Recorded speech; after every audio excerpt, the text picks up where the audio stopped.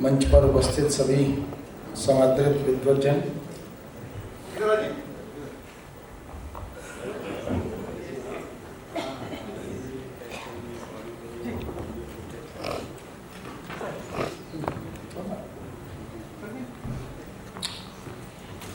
नराकाश द्वारा आयोजित इस 2 दिवसीय राजभाषा उत्सव की पूरी टीम को और इस कार्यक्रम के आयोजन से जुड़े हुए सभी समर्पित हिंदी भाषा के लिए समर्पित कार्यालय,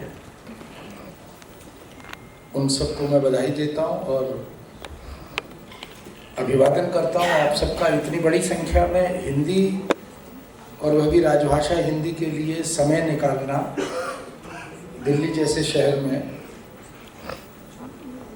ये आप सबके समर्पण को निश्चित रूप से प्रकट करता है। और उस पूरी टीम को भी जिसने आप सबको यहाँ एकत्रित होने का अवसर दिया, सबको बधाई देता हूँ और अपनी तरफ से आभार व्यक्त करता हूँ कि मुझे आपके बीच आने का, आपसे बातचीत करने का अवसर मिला। दिक्कत यह है कि राहुल जी तो पत्रकार हैं और पत्रकार जैसा चाहे वैसा समय का माने बंधन उसको वो निर्वाह भी कर सकते हैं। और मैं और कुमुद जी तो दिल्ली विश्वविद्यालय में पढ़ाते हैं और पढ़ाते रहे हैं और हमें तो 1 घंटे से कम बोलने की आदत ही नहीं है। अब कहा गया कि 10 मिनट में बात करनी है, तो कभी कभी ये होता है कि हम लोग कक्षा में भी सूत्रों में बात करते हैं, तो आज सूत्रों में ही बात 10 मिनट के लिए आपसे होगी। राहुल जी ने हमें आईना दिखाया और साथ में ये भी बताया कि तैयारी कैसे करनी है और क्या अपेक्षा आवश्यकता है। ये बात सच है कि 77 वर्ष की आज़ादी हम लोग देख चुके हैं। 49 में राजभाषा नियम अधिनियम यानी संवैधानिक प्रावधान के तहत उसको घोषणा जब की गई, उसके बाद से अब तक की पूरी यात्रा में इस बात का प्रमाण मिलता है कि हिंदी जहाँ थी वहाँ से बहुत आगे आई है। और उसमें आप सब लोगों का, आप सबके पूर्वजों का जो इस फील्ड में, इस क्षेत्र में काम करते रहे, उनका महत्वपूर्ण योगदान रहा है। बहुत सारे अनुवादक, हिंदी अधिकारी, राजभाषा अधिकारी, तत्काल भाषांतरण करता, विज्ञापन की दुनिया से, सिनेमा की दुनिया से, रंगमंच की दुनिया से, शिक्षण की दुनिया से बहुत सारे लोग जुड़े हैं और अब तो टेक्नोलॉजी की दुनिया से, वो भी हिंदी के लिए बहुत काम कर रहा है। तो मुझे लगता है कि वो जो बात मैथिली शरण गुप्त ने चिंता के रूप में व्यक्त की थी ना, हम कौन थे, क्या हो गए और क्या होंगे अभी, मैं उसे सकारात्मक रूप में ले रहा हूं कि हम कौन थे, क्या हो गए और क्या होंगे अभी। अभी विश्व मंच पर हिंदी पहुंचेगी और इसका प्रमाण है कि हिंदी ने वैश्विक स्तर पर अपनी जगह बनाई है। हमारे रचना कर्मियों ने, हमारे समालोचकों ने, हमारे राजभाषा अधिकारियों ने, हिंदी से जुड़े हुए सभी जो भी समर्पित लोग हैं, जितनी पुस्तकें राजभाषा हिंदी को लेकर, पत्रकारिता को लेकर, अनुवाद को लेकर, कार्यान्वयन को लेकर हिंदी में लिखी गई हैं और लिखी जा रही हैं, मुझे नहीं लगता कि दुनिया की किसी भाषा में इतनी लिखी जाती हैं। इसका मतलब चिंता तो है हम सबको। और जितनी पीएचडीयां इस विषय पर हो रही हैं, वो भी इस बात का प्रमाण है कि विश्वविद्यालयों में और विद्यालयों में भी चेतना आई है। और अभी कुमुद जी से मैं यही हम बात कर रहे थे कि अब तो यूनिवर्सिटीज़ को भी डायरेक्टिव है सरकार का कि राजभाषा विभाग वहाँ भी होगा, वहाँ भी हिंदी अधिकारी होंगे, अनुवादक होंगे, हिंदी सेल होगा। और इम्प्लीमेंटेशन की स्थिति क्या है, हिंदी कार्यान्वयन की स्थिति क्या है, इसका प्रति माह मूल्यांकन होगा। प्रति माह शिक्षकों के लिए, अभी तो हम बच्चों के लिए बात करते थे और हमने अपने पाठ्यक्रमों में राजभाषा हिंदी या प्रयोजनमूलक हिंदी या पत्रकारिता और हिंदी या अनुवाद और हिंदी जैसे विषय लगाए थे।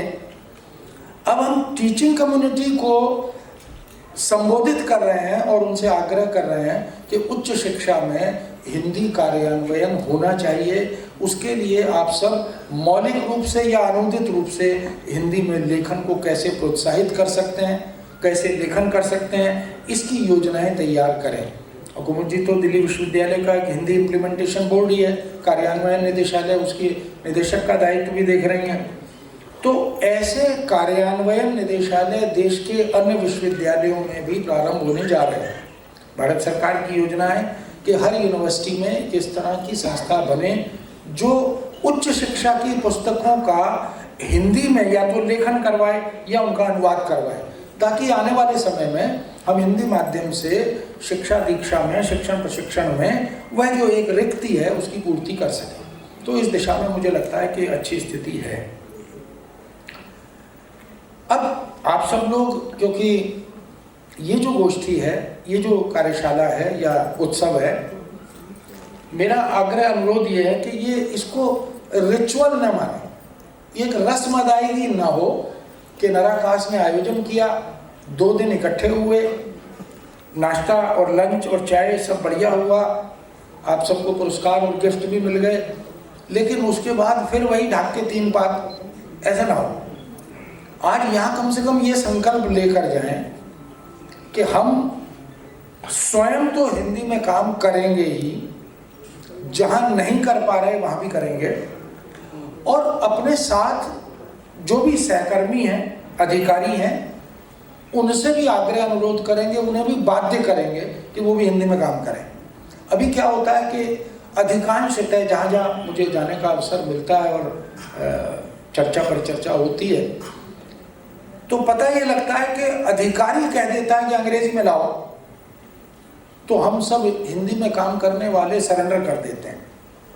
यानी 8-10% अंग्रेजीदा मानसिकता के लोग होंगे और वो 90-92% हिंदी या भारतीय भाषाओं के प्रयोक्ताओं को गवर्न कर रहे हैं, शासन कर रहे हैं उन पर। तो हम क्यों नहीं कह सकते कि साहब हम तो हिंदी में ही काम करेंगे, हिंदी में ही काम करने का अधिकार संविधान में भी है, राष्ट्रपति के आदेश भी हैं, तो आपको भी हिंदी सीखनी चाहिए, इतना तो प्रयास करना ही चाहिए। और मुझे लगता है अब स्थिति तो बदली है, अब बहुत सारे हिंदी इतर भाषा भाषी क्षेत्रों के अधिकारी कर्मचारी भी हिंदी में काम करने लगे हैं और संतोषजनक स्थिति में करने लगे, और हिंदी में काम करने को प्रोत्साहित करने की भावना भी अब वहाँ देखने को मिल रही है। तो एक बात तो ये कि हम कम से कम ये संकल्प तो लें आज कि हम अपने समस्त कार्यों का निष्पादन हिंदी में करेंगे, अपने साथियों को हिंदी में कार्य करने के लिए प्रोत्साहित करेंगे, यदि किसी को कोई कठिनाई है, कोई शंका जिज्ञासा है तो उसकी मदद करेंगे। और दूसरी बात ये कि अटल जी ने जब वो प्रधानमंत्री थे तो विज्ञान भवन से संबोधित करते हुए एक बहुत छोटी सी बात, बड़ी सुंदर बात कही थी कि इस देश की विडंबना यह है कि यहाँ हिंदी की बात तो सब करते हैं लेकिन हिंदी में बात कोई नहीं करता। तो जब तक हिंदी में बात शुरू नहीं होगी, हिंदी की बात का तो कोई अर्थ नहीं है। अब हिंदी में बात करने के लिए भी बाध्य करना है। जो अंग्रेजी बोले ना आपके सामने, कार्यालय में, परिकर में, परिवार में, मित्रों में, आप हिंदी में बात कीजिए, विश्वास के साथ कीजिए। उसका कॉन्फिडेंस डाउन होना चाहिए, हमारा नहीं। हमें पता लगे ना कि ये भारत का नागरिक है, इसको अंग्रेजी आती है, बड़ी अच्छी बात है, लेकिन इसको हिंदी आनी चाहिए। मुझे महावीर प्रसाद द्विवेदी का सरस्वती पत्रिका का एक एडिटोरियल है, उसकी एक उसका एक छोटा सा कथन है, वो बड़ा प्रासंगिक लगता है। उन्होंने उस समय 1903 में जब वो पत्रिका के संपादक बने, तो शायद 4 या 5 साल बाद किसी अंक में वो संपादकीय है, उन्होंने लिखा, मेरा विरोध अंग्रेजीदा मानसिकता के लोगों से कदापि नहीं। उस समय तो अंग्रेजीदा मानसिकता थी, अंग्रेज राज कर रहे थे हम पर, तो सब कुछ ज्ञान विज्ञान, शिक्षा दीक्षा, शासन प्रशासन सब अंग्रेजी में था, अनिवार्यता थी। और दुर्भाग्य ये कि उससे पहले राजभाषा पर्शियन थी, क्योंकि मुगल काल था और वो हम पर शासन कर रहे थे। तो पर्शियन में काम हुआ, उसके बाद अंग्रेजी में काम हुआ। विरासत में हमें अपनी भाषा तो कामकाज की कोई मिली नहीं। जब आज़ाद हुए, आज़ादी के बाद जो फाइलें मिली वो सब अंग्रेजी की थी, और आलसी बन गए हमारे भाषा की दृष्टि से अधिकारी कर्मचारी, क्योंकि चौले कर्म से हम अपना देश चलाते रहे। आज तक यही हो रहा है, पुरानी फाइल देखो और नोटिंग बना लाओ, पुरानी फाइल देखो और ड्राफ्टिंग बना लाओ, समरी बनानी है, रिपोर्ट बनानी है, पुरानी फाइल देखो बना लाओ। पता नहीं कब तक चलेगा। इसके बहुत सारे नुकसान हुए कि जो भाष्य की मौलिक प्रतिभा है वो भी नष्ट हो गई। अब सोचने समझने का अवसर ही नहीं है। जो पूर्वज लिख गए सही गलत उसको फॉलो करो और आगे बढ़ाओ, ये स्थिति चलती रही। तो द्विवेदी जी ने लिखा कि मेरा विरोध अंग्रेजी दा मानसिकता के लोगों से कदापि नहीं है, मेरा विरोध तो उनसे है जो हिंदी की कीमत पर अंग्रेजी के पक्षधर हैं। क्या बात है। At the cost of Hindi जो अंग्रेजी की पक्षधरता करते हैं, ऐसे लोगों को मैं उसी दृष्टि से देखता हूं जो अपनी गुणवती मां का अपमान करके किसी रूपवती पर स्त्री के चंगुल में फंस जाते हैं। तो ये जो अंग्रेजी है ये रूपवती पर स्त्री है और दूसरे की स्त्री सबको अच्छी लगती है।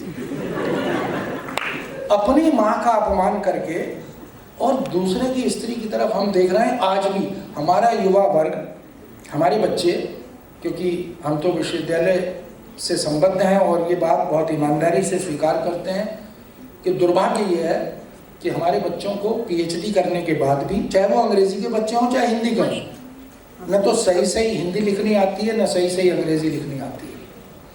और एक इंग्लिश जैसी संस्कृति हमने डेवलप कर दी, विकसित कर दी, खिचड़ी भाषा। फाइलों पर भी मैंने देखा, परीक्षाओं में भी बच्चे हिंदी अंग्रेजी का मिश्रण ऐसी भाषा का प्रयोग कर रहे हैं। तो ये जो संकर संस्कृति हम पैदा कर रहे हैं, ये आने वाले समय में, भावी भविष्य में हम देश किनके हाथों में सौंप कर जाएंगे, ये चिंता, बड़ी खतरनाक चिंता है। तो हमारी आप सबकी ये जिम्मेदारी है कि हम सब मिलकर कोशिश करें 2047 का जो लक्ष्य व्यवस्था ने, भारत सरकार ने तय किया, वो भाषाई दृष्टि से पूर्णतः आत्मनिर्भरता का वर्ष भी होना चाहिए। हम विश्व के फलक पर, विश्व के मंच पर संयुक्त राष्ट्र संघ में अपनी भाषाओं के साथ अपना प्रतिनिधित्व दर्ज करें, ये संकल्प हम सबके पास होना चाहिए। और अंत में, क्योंकि समय समाप्त हो रहा है, राहुल जी बहुत गुस्से में देख रहे हैं कि मेरा समय कम था, तो बस अंत में एक बात और कह के विराम लूँगा। महाकवि जयशंकर प्रसाद की वो पंक्तियाँ बहुत प्रासंगिक हैं, उनको दोहराता हूँ। उन्होंने एक नाटक में एक पात्र से कहलवाया कि मनुष्य की सबसे बड़ी विडंबना क्या है। हम सब तो मनुष्य हैं ना। मनुष्य की सबसे बड़ी विडंबना यह है कि समझदारी आने तक यौवन चला जाता है। जब तक माला गूंथी जाती है तब तक पुष्प मुरझाना शुरू कर देते हैं। 77 वर्ष हो गए, अगर 77 वर्ष बाद भी समझदारी नहीं आएगी तो फिर शायद ही आए। इसलिए कोशिश कीजिए कि राजभाषा हिंदी, राष्ट्रभाषा हिंदी और जितने आयाम हैं हिंदी के, चाहे वो साहित्यिक हिंदी हो, चाहे वो मीडिया की हिंदी हो, चाहे वो फंक्शन की, प्रयोजन की हिंदी हो, जहाँ जहाँ हम हिंदी के प्रचार प्रसार में, विकास में, विस्तार में, लेखन में, शिक्षण में, प्रशिक्षण में जो भी योगदान कर सकते हैं, हम पूरी निष्ठा के साथ करें। बहुत बहुत धन्यवाद।